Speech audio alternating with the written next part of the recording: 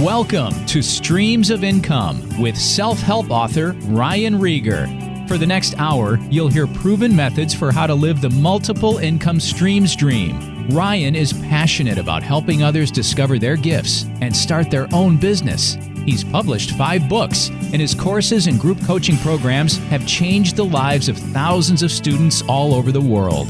Ryan's books include Private Label, The Easy Way, Finding Your Grace Place, and his latest, Streams of Income. And now, here's your host, Ryan Rieger. Hey guys, welcome back to the Streams of Income radio show. I'm your host, Ryan Rieger, and today we're chatting with quite possibly one of the top 10 episodes that I've ever been a part of for many reasons. One is we just connected on so many different levels, and there's a lot of parallels on what she's building and what I'm currently building as well. But this is Melissa Lee Hughes. She has an amazing story. You just have to listen to it, of God calling her somewhere and then things just not working out the way that she thought it would. So we had an amazing conversation about disappointment and just trusting God and being in the valley and wondering where God is in that valley. And so awesome conversation on that topic. But she is a TikTok star, has got hundreds of thousands of followers, millions and millions of views. She now has a course on how to get into TikTok, how to post short form video. But if you're in business, you're in ministry, and you want to learn how to take your message and boil it down into short form video, which is where everything is at right now, with YouTube Shorts coming out and being more popular, Instagram stories, Instagram reels, Facebook stories. I barely even am on TikTok, but now she's convinced me that I need to be there because the potential for lead generation is massive. But she just has an awesome story and is doing an amazing job with TikTok. And so I'm just really excited for this interview, for you guys to hear it. Here is my interview with Melissa. Melissa, welcome to Streams of Income. Thank you so much. Super excited to be here. I'm so excited that Greg connected us. I understand you were on in a mastermind call with my friend Vincent Puglisi. Mm-hmm. Yeah, I was. Exactly. Yeah. He and I go back a few years, so he's a good guy. He's been on my podcast, and I've been on his, and so small world. But yeah, I was listening to Greg sent me your video where you gave a speech, and it was just very powerful to me. I want my audience to hear your story, so feel free to go. I mean, I maybe not word for word because they can go listen to that video, but I want to just hear your story because it was awesome. Yeah, thanks. So, in 2015, my husband and I had the opportunity to go start a church over in the UK. And it was a dream of mine since I've been a little girl to go and live over there. So when we had that opportunity, I was a resounding yes. And we love the Lord and just really thought it would be just such a cool thing to go do. Yeah. When you guys got married, did he know that was a passion of yours and something that was was he on board with that? Or yeah, he was. He was. Good. Yeah. And so we've moved over there. We quit our jobs, sold our cars, did all of that. Yeah. Moved over there. And I just remember sitting in one of the most beautiful cities in the UK, which is Bath, in my opinion. And it was just a month after moving there. And I just really remember feeling like I was living the dream. Yes. You know, when you have those moments, and I just remember looking out over the sea and the birds, and I was sipping on a cup of tea, eating a scone. It was just idyllic. It was beautiful. Yes. And I got a phone call, and it was my husband, and he was on the phone. He sounded very calm. He just said, "Hey, babe, I've been in a little bit of a car accident. I'm okay, but and I obviously didn't know how everything worked over there, but he's like, but just with everything, would you mind just coming to the hospital? Just want to get things checked out." So I was like, okay. And obviously I'm concerned, but he was so calm that I stayed very calm. And when we got to the hospital, I walked in the door and my heart just hit the floor. Because I remember seeing him, at this point, he was totally drugged up, laid out on a gurney. Nurses were scurrying about. it was way worse than what I thought. Mm. And in the next 24 hours, you know, it was just surreal. We found out he was going to be bedridden for like a year. Wow. I was going to be his full-time carer. He couldn't work. We obviously were there to lead the church, and now he he was going to be bedridden. You can do online church. Right. Yeah, right. We went like in a place of like strength, now Oh in my a place gosh. of like massive vulnerability. Yeah. And Wow. also not like really shortly after that, I also found out I was pregnant and I Wow. couldn't work because of my visa. So Right. it was like, whoa, here we are. So the next couple, like, you know, weeks, I was kind of this person that was like, it's going to be like, you know, God's called us here. It's going to work Mhm. out. Everything's going to be great. Like, this is just a bump in the road. We're going to get through it. Yeah. But then as like the weeks and the months ticked on, things actually didn't improve. Like his health got worse. We faced a lot more financial issues.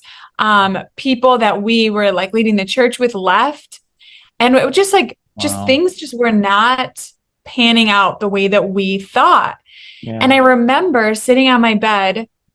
Oh, and also I forgot to mention this, but the only place that would rent to us, because at the time when he had the accident, we had no job, obviously car, house, furniture, like nothing. Mhm. And the only place that would rent to us was a funeral home in Wales. Yeah. So we were like, okay, so we literally lived above a funeral home. And so they'd like have services happening below. And my husband was Unbelievable. like in the living room, bedridden.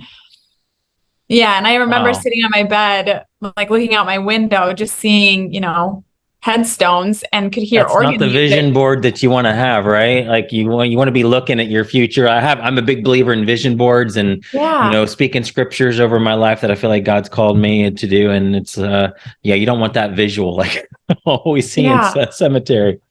Oh my God. Yeah. And just like, you know, going over there with so much faith and being Yeah. like, okay, you know, it's still going to happen. It's still going to happen. Yeah. It's going to be good. And I got a phone call, I'll never forget. And it was a friend back home and she was like, Melissa, how you doing? And I was like, you know, we've had some challenges, but we're going to get through it. We're Yeah. good.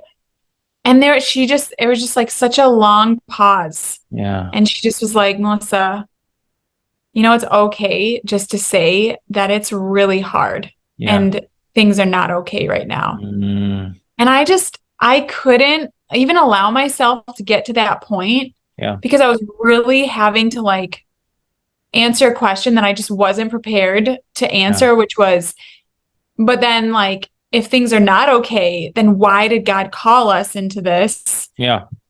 And like now I'm actually questioning like the goodness of God, which Yes. sounds dramatic, but that was I how I was understand. feeling. Yep. Yeah. My wife and I had, if you don't mind, I'd love to dig into this because this is fascinating to me. I know we're here to talk about TikTok and everything that's happened for you and how to, you know, go viral on TikTok. And we'll get to all that for sure. But I love the personal side of this. My wife and I had 3 miscarriages before we had our son. I'm Wow. 47. He's 5. So you get an idea. We started a little bit late anyway. We didn't meet until a little bit later. And so people say, you guys, you know, had your kid so late. Well, it wasn't by choice. And so Yeah. I know exactly those feelings where you're like, God, why? Like, I don't understand any of this. But I think he's big enough to come to him with those questions. Yeah. And there was times where it was like, you do question, is he good? And I knew I would question it, but deep in my spirit, I knew, I've been saved since I was 9. I've had such an awesome experience with the Lord, and he is so faithful. So deep in my heart, I knew he was good, but what we were experiencing didn't match up with that. And so Yeah. you have those questions, and I know it's okay to be real with him and say, God, I don't understand this at all. This hurts. I can get emotional talking about it now just because I remember this. It was even harder for my wife, of course, Mhm. but then I look at my son and it's like, man, God, you are good. And I still don't understand why we went through what we went through, but I feel like there's purpose in our pain. And I think that, I don't have to understand it all. I don't have to have the question this side of heaven, this question answered this side of heaven, but I know he's good. And I can see in Callan, our miracle boy. And so that gives, it allows me to speak out for people who go through the similar stuff, similar questions where you don't understand why. That, no, Yeah. God is good, Satan's bad. God, it's not like I don't believe that God, caused us to have miscarriages. I think we live in a fallen world, and bad things happen to good people. Yeah. But Yeah. God brought joy and awesome things out of our ashes. So sorry, that's my soapbox. But That's how have you so, dealt with that? Like even now, like how's your husband, and how did all that work out? my husband's better now. Thank God. He's Yeah. recovered. But I think and this is so true. I even find this even now in my relationship with God. I think that moment though was the first time that I was actually willing to have an honest conversation with the Lord. Yeah. And I feel like there's a lot of shame around that, almost not, and maybe it's just me, but it feels like when you say I am a person of faith and you put your trust in God and then things don't go down well. And especially when you're in leadership, you don't feel like you really have the opportunity to be ooh, I'm actually struggling with trust, believing that God's good. I'm struggling to trust him right now because it's this toxic positivity of Yes. and even if you say that to another believer, they're like, hey, but and it's true, right? We need to encourage each other. We need the truth. Yes. But I think sometimes for us being able to really come to Jesus with our honest, all of it, he knows, but I for myself, I just could not really have that type of intimacy with him. Yeah. Because I thought that he wanted all my good bits. Mm. So realizing that God is interested in my ugly parts and the parts that I'm struggling with really opened me up to such a much deeper level of intimacy and freedom in my relationship with him. Yes. And knowing that it doesn't change how he feels about me. Yes. It makes me emotional talking about it, but we just so much, I think, as a Christian, want to be pleasing to him and do the things and, have our life be a testimony. But when we feel I don't feel that way and I'm actually struggling with ugly feelings. Yeah. It's hard. Exactly. But he's big. He can handle it. And he wants us to come. Yeah. We have a friend who we go to church with, and she says, bring God your big bags of disappointment and lay it right at his feet. And he'll take care of it. He wants even that. So, yeah. One of my favorite scriptures is where he says, oh, my word is totally escaping me now. Where we can approach the throne of grace with confidence. Find help in our time of need. And find help in our time of need. Yes. And I just think that that's so important. And so many Christians don't feel like they can approach the throne of grace. Yes. In their time of need, they're like, I'll figure it out. Yeah. Or just not really be vulnerable with God. But that honest conversation about yourself and then God and then getting his word on it. Yeah. And then obviously surrounding yourself with believers that are going to say, Melissa, this is real. Let's be real about how you feel. Stop faking it till you make it. But let me really, truly encourage you in your faith. So I think those things have been instrumental in my life, really overcoming. And also, sorry, I'll wrap this up. I'll go for it. This is awesome to me. I love this. I could talk for hours about all this stuff. So go. Me too. I think the thing that was there's something about when God speaks to you, when God really finally answers that cry of your heart. And I'll never forget walking around. It was this park by my house. Yeah. And I had my kids and I was struggling with insomnia and anxiety. Yeah. And just really being God, how could anything good? Because you're now dealing with a newborn at some point and your husband. Oh my goodness, I can't even imagine. I remember having a newborn, and that was hard. And I was able to help my wife. If I was relying on her to take care of me too, wow, you had a special grace on you to do that. No, I No, I didn't. It was, if there was any grace at all during that season, it must have been from the Lord. Wow. But I do remember God just saying to me, like, and it's funny because we were living in a valley on a cemetery, and it took me so long to like understand that this is a season of pruning and of like dying to things. You were literally in the valley of the shadow of death. We literally lived there. We literally lived there. Oh my Yes. gosh. And I just remember God saying, you know, I really wanted a pain-free life. Like that was what I thought was promised to me. Like if I follow Jesus, it's all going to be great. Right. Yeah. But he just really showed me that like he actually works better in contrast, because you can't have a triumph without a tragedy. You can't like really love someone without experiencing heartache. Like that's no way to live. You like God gives us a profound life. And I just saw the cross and the resurrection. And I was like, whoa, I've always just wanted like all the happy parts about Jesus, right? Like the miracles, the crowds, you know, the healings.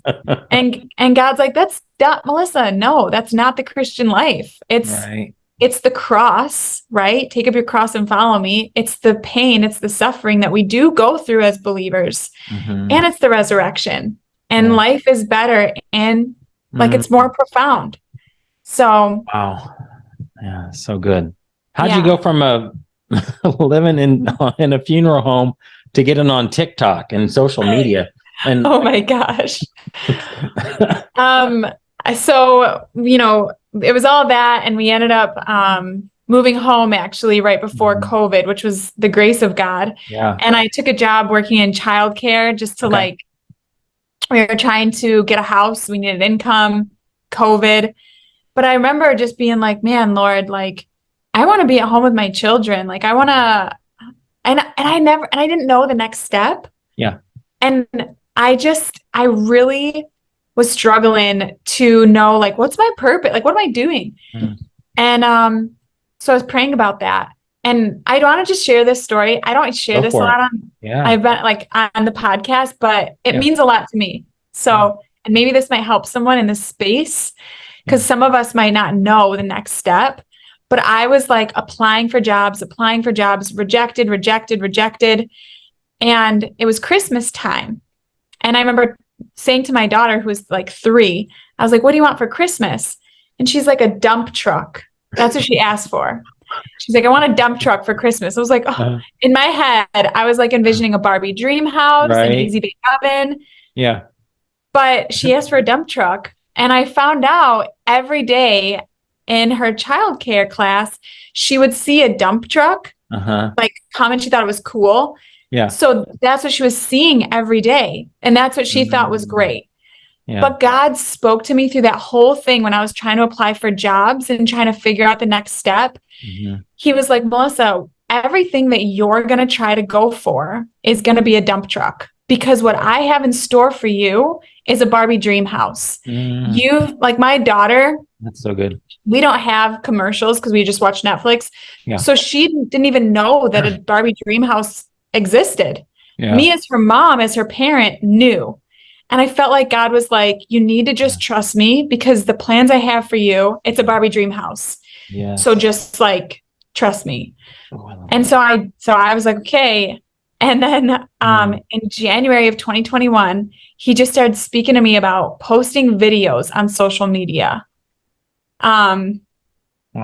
Did you end up getting a job, or was no? Okay. No, I just worked in childcare. Stay-at-home mom, and then you hear him say post videos on social media, because you don't have at this point you don't have a personal brand business or anything like that. You're just a wife, not just you're a wife and a mom, right? I'm a wife and a mom, and I'm working 40 hours a week in childcare, dropping my kids off at one end of the building and looking after somebody else's, which is not ideal for any woman. Like they want to, you know, I feel like you need, So no, I had none of that. And, but in January, it was January of 2021. Literally I just felt like, you know, he just was like, post videos on social media. And it was like so random. And I was like, I don't even, that's the desire for it, like being Yeah. like, I could give my time, like that grace, like how it says, like he calls us and then he equips us for the good work. Yes. Like I had no desire to be like taking time to post videos, but suddenly I was like, I really like, I think I'm supposed to do this. Yeah. And so I talked to my husband about it. We prayed, God, if this is something Melissa should do, would you just make it clear? Yeah. 5 days later, I uploaded this video on TikTok. Never really, first one. Did you even know what to post? Like, did you have any direction from like the Lord, like what kinds of videos? No, I was literally just like, okay. And I just uploaded one of the very first videos that I had, which was a video of my kids sledding. And I was just trying to figure out how to put text on the screen and how to even use this app. That video the next day got 22 million views. Jeez. And I ended up on the Kelly Clarkson show. Right. Wow. Yeah. That's incredible. So it was confirmation. Yes, for sure. Oh my gosh. Okay. So where'd you go from there? You're like, okay, this is the right path. You just obviously kept posting videos. Yeah. And I literally posted videos in my car on my lunch break while working a full-time job because that was all I had. Yeah. And I think, this is something I've been thinking about even today. Sometimes like when God calls us to do something, we hear stories like this, we think, oh, wow, it just worked out for her or it worked out for him. But like, there was a lot of work involved. Like it was really hard working a full-time job. And it sounds great. Like I'm not complaining, but like when God calls you to something, like it's not just like a miracle happens. It's like, we have to like work it. We have to step into it. We have to co-labor. Like we can't just, I feel like so many of us are like, God, it's not working out. And I'm like, I had a lot of blood, sweat, and tears. Like, I didn't know anything about TikTok or social media, or I remember like crying one night with my husband being like, I don't know what I'm doing, but all people are seeing on the outside is like, oh, Melissa's growing this following. It was hard. Yeah. Did you have any sense of like why I'm supposed to be doing these videos? Like, what's the point? Yeah. So a huge passion of mine and my heart has always been evangelism. Okay. And like, how are we like reaching unsaved people? Like, how are we connecting, even just connecting with an outside audience? And so to me, I really started to see, like, I think social media is actually like a mission field. Yes, it is. So I started posting just like content about motherhood, not even really like talking about God, just like being a mom, just connecting and like being like, I feel like I want to see people saved through these videos. I wasn't preaching the gospel, but I was like, at least they're getting connected to someone that's a believer. And then really actually it was just this summer, really felt like God started to transition me because I started learning that you don't want to just build an audience, you want to build a community. Yeah. So I was like, I feel like maybe it would be better if I could transition my content to talking about Jesus, pull in Christians and equip them to share and to be on social media and to or even share in their everyday life. Like, right. So that's more of like the direction that I'm taking it now. But, so that's like what I feel like, God, that's the purpose behind why I'm on there. But even now, like, I'm still figuring it out. Sure. Wow. Okay. There's so many things we could get into here. What's the pulling Christians off and training them? What's that looking like for you practically? Yeah.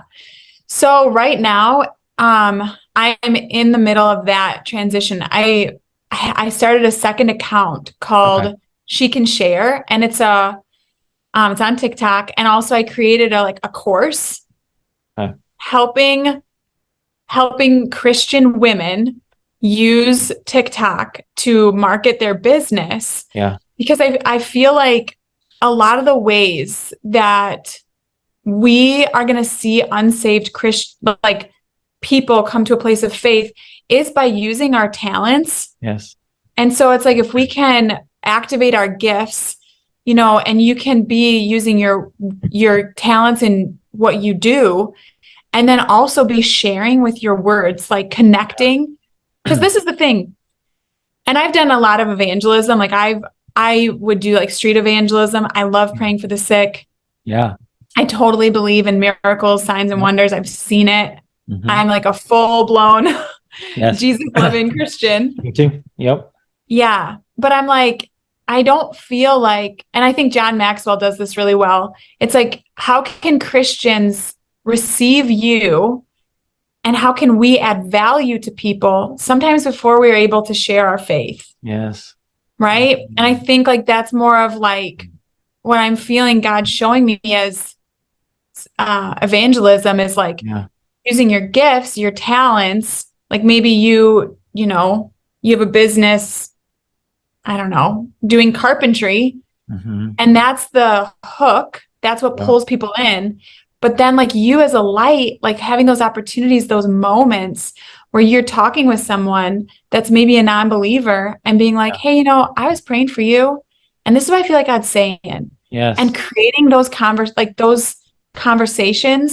But I think like, for evangelism and ministry, being outside of the church, I think it will look like that. And I do think social media, just like sharing Jesus on here, where people's attention. That's right.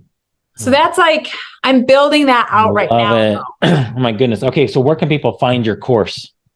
Yes. So it's on my TikTok, also on my website. Okay. What are those links? Yeah. So it's melissaleehughes.com, and Lee is Lea. Okay. And then that's actually everything. Melissa Lee Hughes on Instagram, Melissa Lee Hughes on TikTok. And then the course is called She Can Share. Awesome. So, but yeah, I really do love, like, that's kind of my heart. And I'm figuring it out. Yeah. I've started messy. That's exactly. Okay. So you and I want to keep going the interview, but I feel like there's so much more we could talk about outside of the podcast. But like, I'm in the same boat. I've built an Amazon business. I have an Amazon community of people that are selling on Amazon. I've used, when I feel like, and what's 100% right. When you have a platform, you've helped people financially, that gives you almost a window or an open opportunity to share the gospel. And I've done that through this podcast. I'm not ashamed about it at all. And I know that's probably turned away some people, and that's okay. But I also feel God transitioning me with, I've done this podcast for 3.5 years now, but I've sensed him guide me towards, it came from a friend. I have a friend who's a missionary to the Philippines, and he has a podcast and he's editing it himself. He came to me asking if my VA could help him with his podcast. And so that conversation turned into, let's just create a podcast network. And it's messy. I'm at the very beginning of this. It sounds like where you are with She Can Share, which is amazing. But it's I want to help pastors, evangelists, ministers, missionaries either start a podcast or grow the current one they have. And to me, a podcast is just a tool to spread the gospel. And so that's another reason why I'm so eager to talk to you, because I feel like these people who are in my new network, they're going to need to take that same content. I have a VA that takes my content, posts it on social media, that clips up my podcast, but I'm not on, I have a TikTok account, but I don't really use it. And you said something in your video that was just powerful, that you said, if you're going to be content to just post pictures on social media, you're going to be left behind, and short form videos where it's at. So I want to help people who are spreading the gospel use these tools to do that. And I feel like the church is so far behind. I feel like some of them just they know social media is out there, but they're just either now getting on social media or just posting things that aren't doing anything. And social media changes so fast, as you know. And who knows, there may be a whole other platform next year that's the thing. But the concept's all the same. Like you can just, like you said, you can repurpose, like take something you're already doing and just, you don't have to have 5 different pieces of content. Do it once and spread it out. So I want to, all to say is I could talk to you for hours about some of the stuff that we're doing that's pivoting we're in the messy beginning of my podcast network. And it sounds like and I want to help you with whatever I can do to help you with your She Can Share program. But let's talk about, some of the tactics, like why short form video? Why is that so key? And just anything around that you want to share. Yeah. Short form video is really because TikTok was a social media disruptor in 2020. And, everybody was sitting pretty with their curated content and their pictures. And that was what was like really trending with social media. And then COVID happens and everybody's in their pajamas, and TikTok, people posting like, no makeup on, just like life. And it was interesting, it was like people were done with this like overly polished content that TikTok just exploded. Yeah. And so I think even now, and it is starting to change because more businesses are coming on that platform. But even now, it's like people just want that human connection over these like pictures that seem like it's not, it used to be Instagram, right? Yeah. I remember it used to be Instagram where it was in the moment. Yeah. And now it goes through like 10 different editing, right? Before it gets posted. Yeah. But people at the end of the day, people want to connect. And so with video, it feels more like a connection. Like even, I'm sure you saw like my photo before coming on this podcast. You might have been like, oh, Melissa looks like a nice girl. But then like being able to talk and, hear the way that I speak, see my facial expressions, you feel like much more like me more. And so I think with short form video, it's quick. People are getting connected to you. People are getting to know you, and they're getting these little nuggets that are helping their lives. And it's just taken off. Yeah. Okay. So let's pretend that I'm 2 different people that, let's say, business owners. So the women that you're helping, the She Can Share program. So let's say I'm a woman and I'm a rep. Maybe there's like my wife, for example, buys this very healthy cosmetics. I think she can even become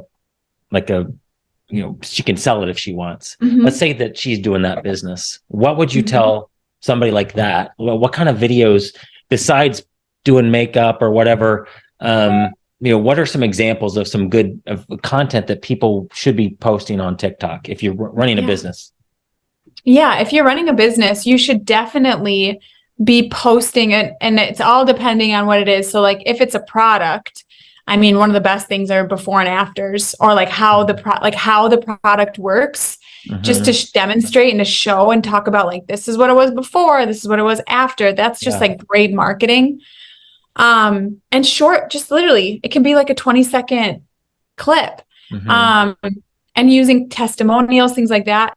If it's a service, it's really all about giving that hook in the beginning to draw your ideal customer in, and then adding value. And it's really funny watching TikTok, because what worked a year ago, being like, here are 3 secrets to this, it's starting to become like white noise. Like I don't know if what you've seen, but how people are like hooking viewers in, you need to really kind of almost understand how to do that.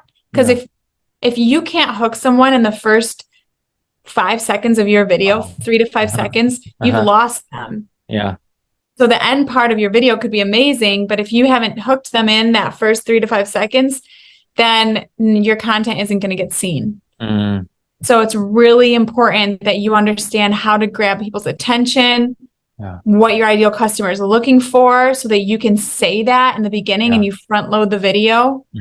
It's things like that. Yeah. Is it easy to test? Like, I would imagine you get better at it as you go, and you just see what videos work and what doesn't. And that one didn't work, so let's not do it that way ever again. Yeah. Is it just a lot of trial and error? It is a lot of trial and error, and finding out like what your audience like really likes. Like I was shocked I remember when I was trying to also figure out what was interesting for moms, one of the things I had no idea was such a struggle was mealtime. And I did this video being like, hey, don't make 5 meals for your kids. If they want a snack at bedtime, just give them the meal that they had. It got 1 million views. And I was realizing, whoa, I have because my kids aren't picky eaters because I've done such a great job. Yeah. Well, that's the same way with my wife. Our son is very not picky at all. He'll eat about anything. Yeah, but a lot of parents struggle with that. So I was like, whoa. So although anytime I post about that, those videos do really well. Yeah. Is that my passion in life to help moms with picky eating? No. But what was I going to say? But those are videos that I know perform well. Yeah. So I like hold this tension between like recreating what works, but then also making sure that you're sharing the message that you feel like God has put on your heart to share. That's good. And as we know, like we should be responsible for sharing it, but we can't always be responsible for the results. Sure. So I think like for somebody that is sharing and being on there and wants to use it for the purpose of reaching people, I think there's a huge like thing to be said of like, don't let the algorithm dictate the message that God's put on your heart. That's good. Like really show up and share what God's like speaking to you about, and then like and trust that to him. And I have found so much freedom in that, like in my own life, just like sharing with people person to person. But then on social media, it's like we just sow seed, and like that's so good. And somebody else may come along and water it, and that's so good. All right, so let's say I'm a minister and I'm preaching every Sunday. Should I just take my sermons and have somebody chop them up and post that, or do I need to be like a little bit more intentional, set aside some time and just get me in the cell phone and just share maybe a quick something more? I guess if I'm not going to, I'll just let you talk. Should it be a sermon clip or more personal into the camera to only that audience, or what do you? I'd say both. Like if you could have like well-rounded content, that's, because every video goes out on its own, but and maybe like finding out what works, like maybe the videos that you're chopping up aren't performing that well. So maybe you just stop those. But I think there's something to be said. Like even for me, like I have clients and they'll send me videos and I'll cut them up and post it for them. They never do as well. And they never do as well as if the person does it themselves and they are the ones that are like manning that. There's something to be said about like the creator being present with their followers. So I think it's both. That's good. I think a lot of people think TikTok is just, you got to get on there and dance and all that. And like, I'm not a dancer. What do I do? But it's not, is it? It's so different. My gosh.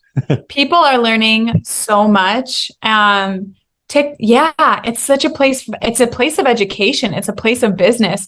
I had one girl, one of my clients actually just last week posted a video. She got 1,000 leads to her business. Wow. Okay. Talk to me about that. Cause I saw that in your video. You like, it's a lead generating tool and a machine. Yeah.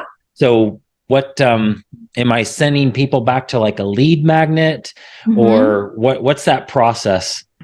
Yeah, it's really connecting with the problems of your ideal audience and showing them what's available. So like maybe you do have a lead magnet. For her, what she did, she basically has a business where she helps Christian women come into a personal development program that then they can go out and sell. It's like it's social selling model. And so she just did a video being like, you can make $2,000 by Christmas time. Oh, wow. And people were like, I want to make $2,000 by Christmas time. And, and that's where she got the leads. Is the leads coming back to they get these email leads, or how are people, what's the call to action? Yes. So some of them are just people were commenting like, I want more information. I want to know. It's even better if you can have it automated, so you're not having to personally reach out to every single person. And you can say like, if you want in on this, right? go to my profile and sign up or hit the download, like, so they enter into your CRM, your like whatever's hosting. Because I imagine TikTok is great, but it could go away tomorrow. And so you want to get those leads off, correct? I mean, is that still the right thinking? Because the email list is still going to be your gold. Yours. Yes.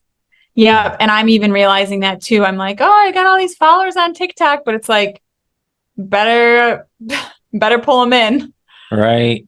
And what do you think is the best way to do that? It is having good content, that like people are getting to know, like, and trust you, and then having a good lead magnet. Like I did a video talking about how I was able to help my daughter learn how to pray because she didn't want to pray anymore. And I realized it's because she just doesn't know what to say. So I created these like little kid prayer scripts and I talked about it on my account. And then people were like, I want this. So I was like, I should make this available. So then that has really grown my email list. Yeah. And now I'm like, could I sell this? So I actually just the other day put it on there for $3. Oh, cool. Yeah. Because it's like, make money. Yeah, for sure. Yeah. You're putting out content. You should get paid for it. Yes. Wow. I feel like I could ask you so many questions, and I kind of in a hurry to end the interview because we can chat a little bit more personal if you have to say. Just because what we're doing is it seems so similar. It is. What other advice you're wanting to create like a way for people to leverage podcasts because that's the tool to share. And I'm doing that exact same thing, except short form video on social media, which is, I see that though, that TikTok or social media is just a tool. It is a tool. Yeah, man. What advice would you give people who are wanting to like, man, the social media thing, or I'm not comfortable on video, or what are those ladies that come to you that that they know they have a message they're supposed to share, but they're nervous about it? Yeah, it's amazing actually, because you go through so much personal development, like personal growth, like even for myself, like overcoming a fear of man. Like if you post something, and I mean, I've had videos go viral and people have torn me apart and like it would affect me. And now I'm like, don't care. Like, it's good. Right. So you come into your own freedom. Yeah. So I think like it is something that is worth praying about because, if you feel like you have a message to share, I think that there's so much value in taking stock in that. And I think a lot of women, and I thought this was like, why would I share? Like, there's so many voices. Like, what does my voice even matter? What do I even have that somebody hasn't already repeated? But this is the thing. Nobody said it the way that you say it. Exactly. Yes. Nobody's shared it the way that you share it with your story and then fluctuation in your voice. Like the way that you show up is unique. And it glorifies God because you are his creation. And it's going to reach someone that's going to connect with you. So like your voice is needed. Yes, that's so good. Man, that's so good. That's so true. But we look at it like if I was going to come out with a TikTok course, which I have no business doing because I just barely on TikTok, I could look at you and be like, well, she's already done it. But then, no, like, well, mine would probably be called He Can Share. And so that's already different. It already, and it'd be my voice is unique, and then I'm going to attract somebody that you're not going to attract, and I'm going to be able to reach somebody that you may not be able to reach.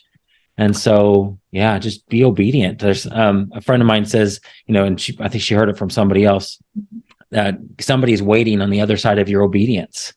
And there's somebody that needs your gift, that needs that message that God has placed on your heart, because he needs you to say it, because he needs you to reach a certain person. So get out there and do it. It's so true. I love that. Man, what else? This is so awesome. Anything else you want to share? Yeah. I mean, I just, like with social media, I think like people are using it to consume, which that's good because you learn stuff. But like something that God's really been like revealing to me that's been really cool is that like, and I've never really connected with God in this way, but God is a creator. Yeah. And when we show up on social media to create, we are partnering with God, like rather than showing up to consume and take it in and like scroll and numb. It's like, what if we showed up to create and to give and to serve and to love people on the other side of the screen? Like, and I understand, I think another like big thing too, and I've struggled with this being like, there's this whole like celebrity culture around Christianity and like not wanting to make it about yourself, right? Like Melissa grew a following, and I've struggled being like, I hope people don't think that it's all about me, right? But at the end of the day, when people have influence, they do have power. Yes, and what like God entrusts that to people. And what you have power or influence over, you can create change, and you can, like God said, like, go forth and multiply, take dominion, have authority. And we're just like wanting to stay small. But I think like God really wants us to grow and to have influence and to like spread the gospel. Yes. Oh my gosh, that's so good. One thing that's helped me a lot. I have people that come to me that said they have problems tooting their own horn. They don't want to promote themselves, but to those people who have a message on their heart that they know is from the Lord, flip it. You're not promoting you. You're just you, Melissa, and me, Ryan. We're just vessels. And so I don't have a problem promoting myself anymore because I'm not promoting me. I'm promoting the message that he's given me. So now it's me promoting God, and I have no problem going out and talking about him. And so that's helped me get over that and feel like I'm promoting myself. I'm not. It's the message that he's given me that has to get out. And so that's helped me a ton doing video, doing podcasts, and doing all that I do, because I know it's his message, and it's easy to promote him. It's not as easy for me to, I'm a fairly humble, shy guy. I don't want to be the center of attention, but if I look at it this way, this is his message that he's given me, then that makes it easier. That's so good. I love that. I think that's absolutely true. And I think in anything, like, God calls us to use our voice, and, just in anything, I think it's important that we just make sure we do have the right heart in it. And like keep that in check, because I don't think anybody is outside of, at some point. I remember actually, this really blessed me. Sorry, this is just something that came to my mind. Do you know who Jackie Hill Perry is? No, I don't. She's awesome. She's a Christian speaker. She actually, she's a Christian speaker, and I really value her content. But I remember looking at a post of hers, and she was like, lately I've been thinking that I'm pretty great. And she's like, I really had to check myself. And I appreciated that, because she was vulnerable about it and honest. And so I think like when you do have influence and you do start to get praised, or people are like, I love what you say, it is just so important to be like, exactly. Yes. That's so good. And just check ourselves with that. And I've tried to make sure I do that too. I love it. Melissa, you're welcome back anytime. Anything you ever want to promote, you just let me know and have you back on. This has been so fun for me. Yeah, I have loved this. Has been an amazing conversation. I feel like I'm not even on a podcast. I'm just getting to like chat with a friend. Right. Amen. Me too. Well, thank you so much. And seriously, let me know anytime you want to be back on. Thank you. It's been amazing. Thank you very much. You've been listening to Streams of Income with self-help author Ryan Rieger. From right here in the Dallas Metroplex, Ryan teaches several entrepreneurial courses and group coaching programs to students all over the world. Be sure to listen next week at the same time for Streams of Income with Ryan Rieger.